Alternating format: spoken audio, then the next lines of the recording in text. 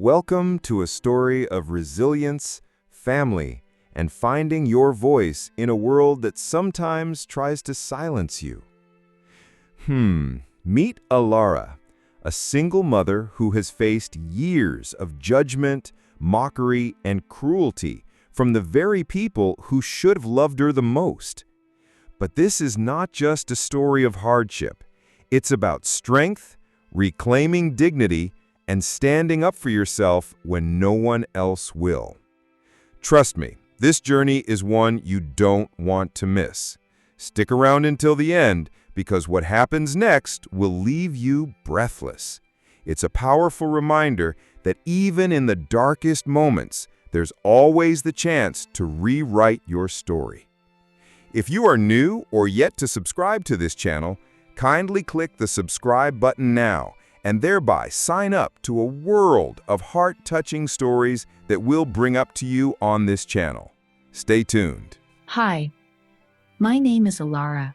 The first time I realized I wasn't the one everyone expected me to be, I was 8. It was a summer day, the sun beating down on a neighborhood picnic, where everyone gathered, smiles wide and spirits high. My sister Evelyn was at the center of it all. Of course, beautiful, graceful, the one everyone turned to when they needed someone to talk to. She was the kind of person whose mere presence lit up a room.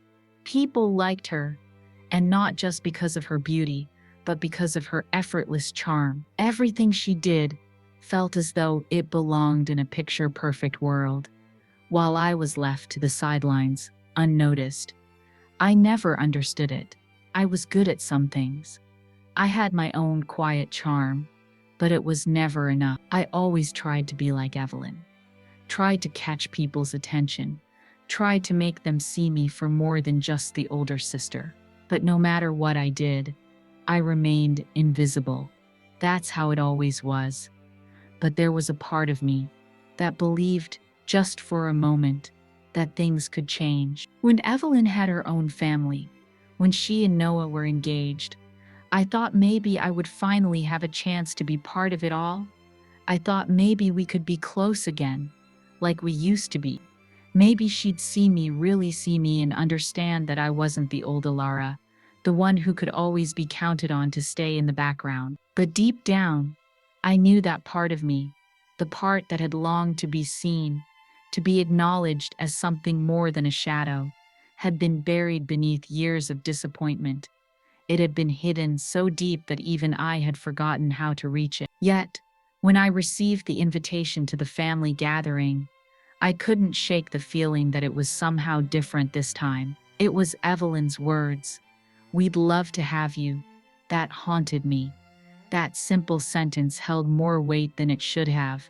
We hadn't been close in so many years. It was clear that our family viewed me as the outlier, the one who had gotten pregnant young, the one who wasn't polished or successful in the ways they liked to be. Evelyn, of course, was the perfect one. Her life was one of endless possibilities, perfectly constructed and aesthetically pleasing, a life where everything seemed to fall into place with ease. Me? I was a work in progress. I wasn't perfect, but I had my children, Clara and Luca, and they were everything to me. I wanted them to see that I wasn't weak, that despite everything, despite the mocking, the laughter that was sometimes thrown my way, I was strong. I had raised them alone, doing everything in my power to make sure they knew love, security, and self-worth. Clara, at 8 years old, was a quiet dreamer. She had big plans for her life, always sketching in her notebook, imagining futures that sparkled like stars. Luca, at 6, was still in the stage of constant motion, always moving, always exploring, his little heart full of energy and question. I wanted them to experience the family I had never fully been a part of. Maybe this time, it would be different. Maybe the invitation was an olive branch, an attempt to bring us back together. And so, I showed up. The event was held in one of those grand venues that looked like it belonged in a magazine. Everything polished, everything in its place. There were gold-framed mirrors on the walls, chandeliers that shimmered with artificial light, and perfectly arranged floral arrangement. My kids and I walked in, the smell of roses and fresh cut grass in the air, but all I could feel was the weight of the years pressing down on me. The distance between me and my family felt like a canyon I couldn't cross, no matter how much I wanted to try. Evelyn was already there, laughing with her perfect group of friends, her flawless makeup, her life and Instagram filter come to life. I glanced at Clara, her eyes wide with wonder, and Luca, who was tugging on my sleeve. "Mama, look! Everyone's so fancy," he said, his voice high with excitement. His innocence was beautiful, but I could see the flicker of uncertainty in his eyes. He was looking at me, searching for confirmation, trying to figure out why no one seemed to notice us. I smiled and squeezed his hand. "It's all right, Luca," I said softly. "We're here together, that's all that matters." But deep inside, I knew that no matter how much I wanted things to be different, no matter how much I tried to believe in their kindness, nothing would change. They would see us the same way they always had, different, out of place, and no amount of smiles or polite conversations would change that. We made our way to the back of the room, where the family had set up seating for us. It was away from the spotlight, tucked near the side where the view was less impressive, far from where Evelyn and her friends were holding court. I smiled at Clara and Luca, trying to act as though everything was just as it should be, but deep down, I felt the familiar ache in my chest, the ache of always being almost part of the picture, but never truly in. The speeches started, the typical rounds of light-hearted jokes, the shared memories. Evelyn's turn was last. I couldn't help but wonder what she would say. Would she finally recognize me for who I was? Would she say something kind? Her voice echoed across the room, honeyed and familiar. "I want to thank everyone for being here today. This day is so special to me, and I'm so grateful to have my family here." She paused, a soft smile crossing her lips. My heart quickened. Maybe, just maybe, this would be the moment. "And of course," she continued, her eyes shifting toward me, "I have to say something about my big sister, Alara. She's been my inspiration, my guide through life, strong, independent, a woman who does it all on her own." My heart fluttered with hope. This was it. She was finally saying something good, something real. Maybe this was where the change began. But Evelyn's voice cut through my thoughts. "She's still the woman who nobody wants. I mean, she's never had a man stick around, has she? Not that I blame them." Laughter erupted from the crowd. My stomach flipped, and I felt the room spin. Clara and Luca looked up at me with confusion written on their faces. My hands trembled at my sides. This wasn't a joke. This wasn't the moment I had hoped for. This was mockery dressed in kindness, cruel words masked as humor. Before I could speak, my mother, ever the enforcer of the status quo, joined in, her voice rising above the laughter. "She's a used product," she said loudly, "but at least she knows how to keep herself looking presentable." The laughter that followed stung like a whip. My face burned. My heart hammered in my chest. I wanted to scream, to cry, to run, but I couldn't. I could feel Clara and Luca's eyes on me, trying to process what had just happened, trying to understand why their mother was the subject of ridicule. I wanted to leave. I wanted to take them both by the hand and escape from the pain, the judgment, the mockery, but before I could, I felt a shift in the air. Noah, Evelyn's fiancé, stood up from the head table, his face hard, his movements deliberate. The room fell silent. "Alara," he said, his voice cutting through the tension. "Don't go, please." I turned to face him, unsure of what was happening, unsure of why this was happening. He wasn't looking at Evelyn, or at my mother, or at anyone else in the room. His eyes were fixed on me, and there was a quiet intensity in them that caught everyone off guard. "I'm not going to sit here and pretend that this is okay," he said, his tone firm. "What just happened was not family, it was mockery, and I won't stand for it." The crowd remained still, almost afraid to speak. Noah's words hung in the air, powerful and unwavering. He wasn't trying to win a battle. He wasn't trying to impress anyone. He was simply standing up for what was right. He turned to Evelyn, his gaze sharp. You made a joke out of your sister. You laughed at her. And worse, you made her children witness it. That's not just disrespect. That's cruelty.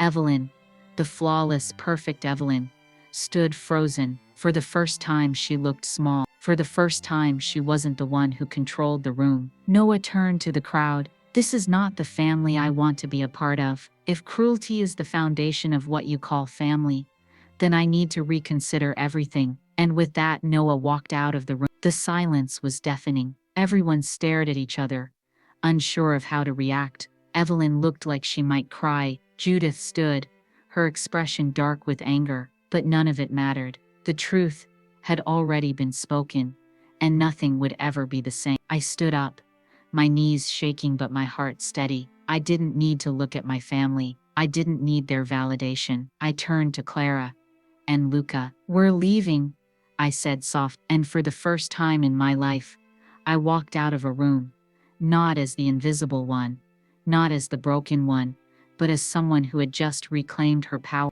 As we walked out of that room, I felt the weight of years lifting from my shoulders.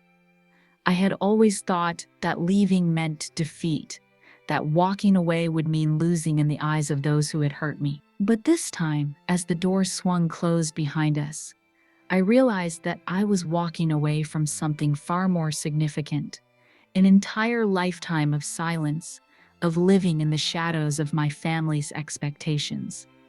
For the first time, I felt the absence of their judgment, and it didn't sting, it soothed. I wasn't invisible anymore. I had just taken back everything they had tried to strip away from me. Clara was the first to speak as we reached the parking lot. "Mama, why did they do that?" she asked, her voice small, her innocence wrapped in confusion. I didn't know how to answer her. I couldn't explain why her grandmother, her aunt, the people who were supposed to love us, had acted like they did. I couldn't make sense of it myself. But I did the only thing I could. I dropped to my knees in front of her, and Luca, their faces still confused, but trusting, because sometimes people forget what really matters, I said softly. They forget the value of kindness, of family. But you and Luca, you'll never forget. You'll always know how to treat others.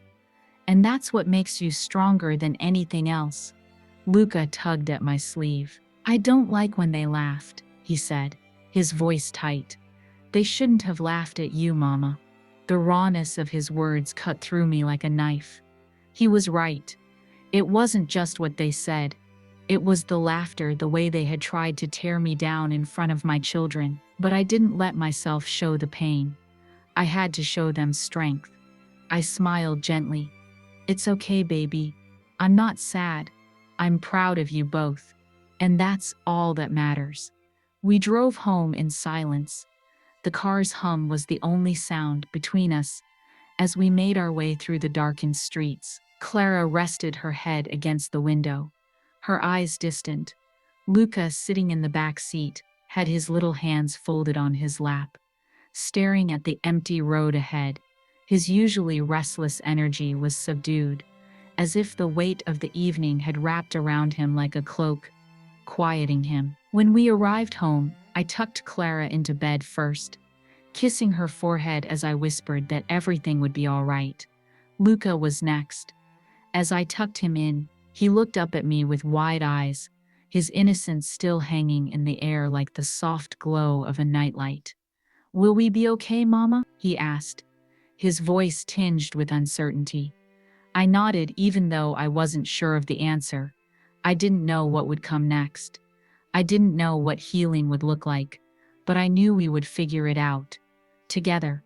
"We're going to be okay," I said, my voice firm and steady. "You and Clara will always be okay. No matter what happens, we've got each other."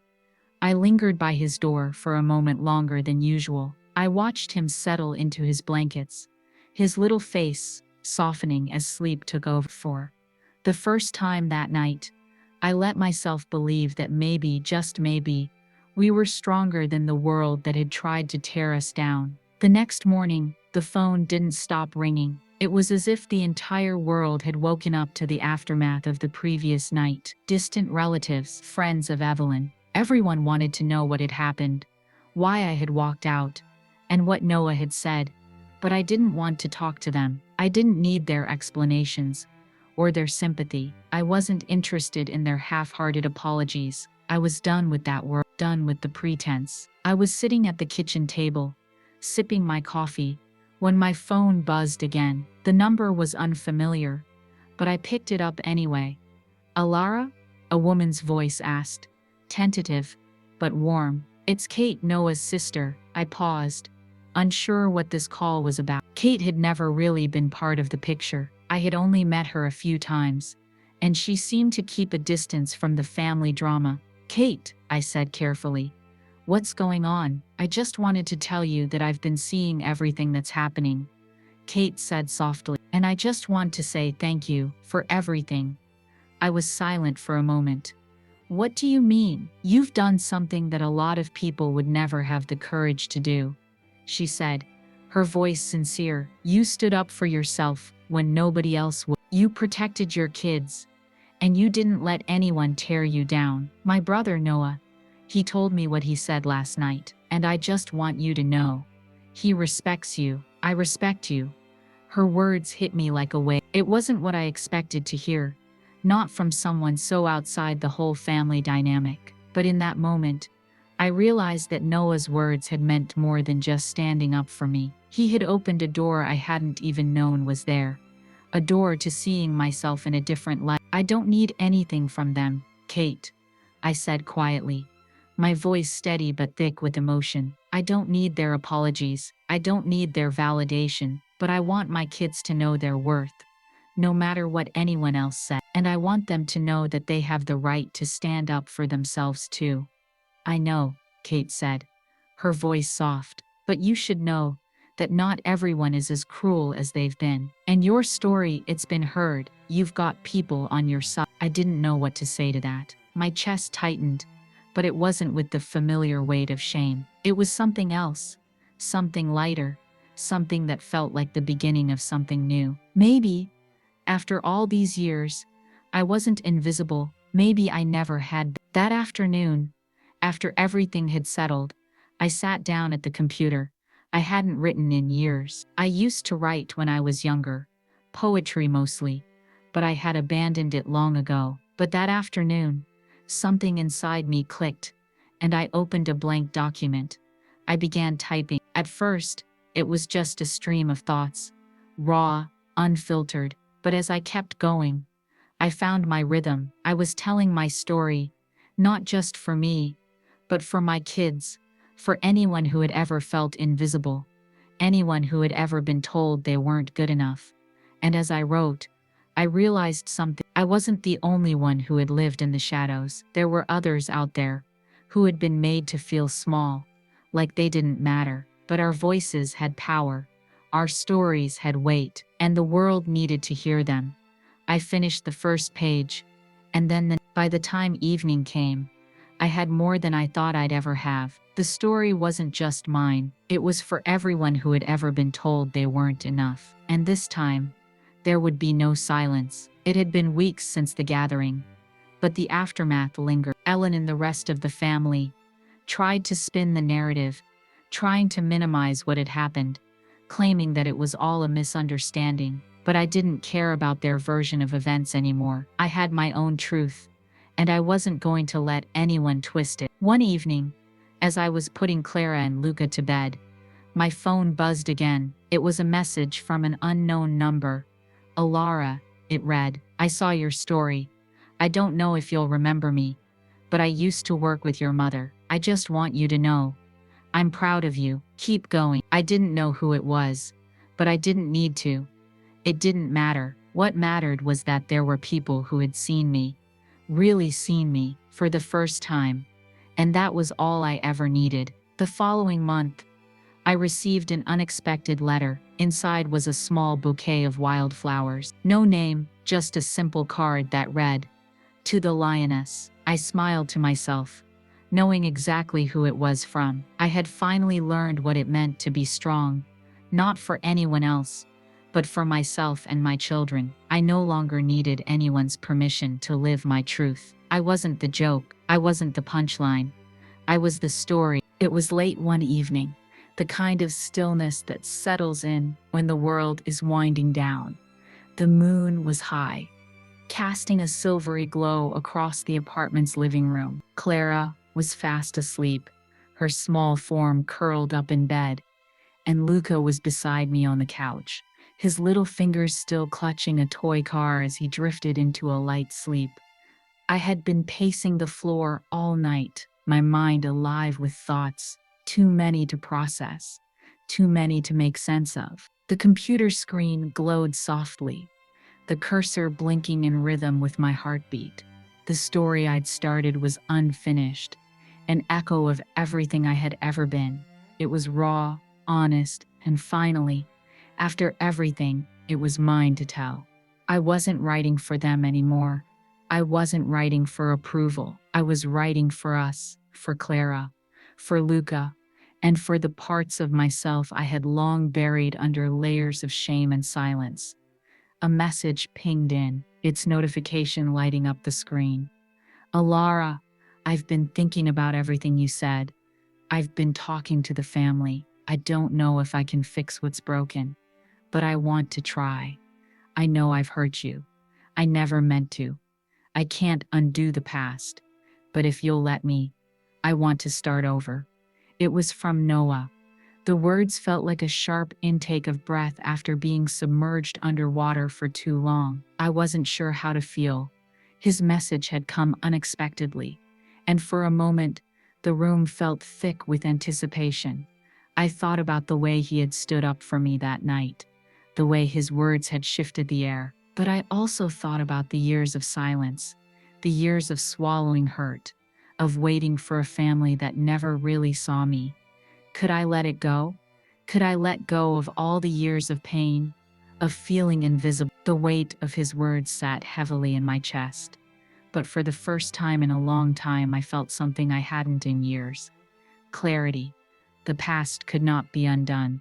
But the future was something I had the power to shape, and it wasn't going to be shaped by their expectations or their judgments. It was going to be shaped by me, by my strength, by my resilience, and by the love I had built for my children. I typed out a response. I appreciate your words, Noah, but I've realized something important. I've been waiting for others to see my worth, but I don't need anyone else's validation to know who I am. I am enough. I've always been enough. I hit send, feeling a weight lift from my shoulders. The message wasn't about closure. It wasn't about forgiveness. It was about understanding. Understanding that I had spent so much of my life looking for validation from the wrong places. I had been searching for approval in the places where it never came, and now I had found it within myself. I closed my laptop and leaned back in the chair, staring at the empty space around me. The silence was no longer oppressive. It was freeing. I had spent so long looking for a way to fix the past, to heal the rift between me and my family. But the real healing, I realized, wasn't in them. It wasn't in their approval. It was in me. Luca shifted in his sleep, mumbling softly in his dreams. Clara's soft breathing came from down the hall. They were my everything, my anchors in a world that had once made me feel so small. But I wasn't small anymore, and neither were they. I was ready to teach them the lessons I had spent too long learning the hard way. The phone buzzed again. This time, it was a text from Kate, Noah's sister. She had been the only one to reach out after the family gathering, and her words had meant more than I had ever expected. I heard about everything, Alara, and I just want to say, I see you. I don't know if that means anything, but I hope you know that not everyone in this family is like that. You've got people who are rooting for you. I stared at the screen for a long time, feeling the sting of her word. She didn't owe me anything, but she had given me something so simple, so rare, understanding, and in that moment, I realized something else. It didn't matter if they all came to understand. What mattered was that I understood myself. What mattered was that I was no longer seeking validation from people who would never give it. I glanced down the hallway, hearing Clara stir in her sleep. I smiled softly to myself. I had to do this for her, for Luca. I had to live the life I had always dreamed of, one that was not confined by the expectations of others, one that was full of love and strength, and most of all, authenticity. The next day, I took Clara and Luca to the park. It was a simple thing, a Saturday afternoon, with nothing but the open sky above us, the grass beneath our feet, and the sound of laughter in the air. The sun was setting, casting a golden hue over everything, as Clara ran ahead, chasing after Luca followed closely behind, his laughter bright and pure. I stood back for a moment, watching them, feeling the deep, profound joy that only a mother could feel in moments like this. I had been given a second chance, not just at family, but at life. I had made it through the storm, and I had come out stronger. They were everything to me, and in their eyes I knew that I had given them a future full of possibilities, a future where they would never have to shrink to fit into someone else's idea of who they should be. The winds shifted, and Clara's kite soared higher, its tail fluttering like a banner in the sky. Luca cheered, his arms raised triumphantly. In that moment, I knew that my journey hadn't been in vain. I had made it. We had made it. I wasn't waiting for anyone's approval anymore. I wasn't waiting for permission. I had taken my life back. And for the first time, I could breathe easy, knowing that no matter what came next, I had the strength to face it. As the day drew to a close, I sat on the grass, Luca's head resting on my lap, as Clara played nearby, the sound of their laughter mixing with the evening breeze. It was the first time in so long that I felt at peace, truly at peace, and I finally understood. I wasn't just living for them, I was living for myself, for the woman I had become, and for the woman I would continue to grow into. The world may have tried to silence me, but I was done being quiet. I was done hiding. And as I looked at my children, my heart full of love and pride, I knew that our story was just beginning. If you want more true stories that cut deep, challenge expectations, and remind us what it means to be human, subscribe to the channel and hit that notification bell so you don't miss what's coming next. Thank you for being here, and remember, your story is powerful, even if no one claps when you tell it.